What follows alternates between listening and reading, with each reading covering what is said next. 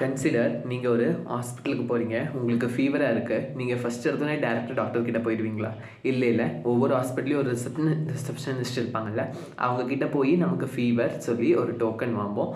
அந்த ரிசப்ஷனிஸ்ட் வந்து இந்த டாக்டர் கிட்ட போகணுன்னு ரீடைரக்ட் பண்ணி நமக்கு நேவிகேட் பண்ணி வாங்கிடுவாங்க இல்லையா? இதே மாதிரி தாங்க அந்த ரிசப்ஷனிஸ்ட்டுங்கிறது ஏபிஐ கேட்வேன்னு சொல்லுவோம் நம்ம க்ளவுடில். ஃபார் எக்ஸாம்பிள், இப்போ நீங்கள் ஸ்விக்கியில் வந்து ஒரு ஃபுட்டை ஆர்டர் பண்ணுறீங்க.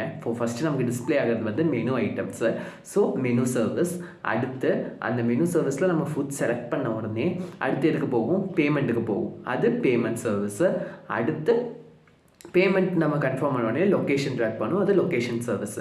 இப்போ ரியல் டைம் ஆப்பில் இந்த 3 சர்வீஸும் ஒட்டுக்கா கால் ஆச்சுன்னா மெஸ்ஸியாக இருக்கும். எந்த ஆர்டர் ஃபஸ்ட்டு போகணுன்னே தெரியாது. அதை கண்ட்ரோல் பண்ண ஏபிஐ கேட்வேன்னு ஒன்று இருக்குது. அதுக்கிட்ட தான் அதுதான் entry point of the app. For example, அதுதான் நம்ம ரிசப்ஷனிஸ்ட்டுன்னு சொல்லுவோம், ஸ்பாட் ரிசப்ஷனிஸ்ட். நீங்கள் ஃபஸ்ட்டு எது பண்ணணுன்னு அதுதான் டிசைட் பண்ணும். நீங்கள் ஃபஸ்ட்டு மெனு சர்வீஸ் போகணுன்னா ஃபஸ்ட்டு கால் வந்து ஏபிஐ கேட்வேக்கு போகும், மெனு சர்வீஸ்க்கு போகும்.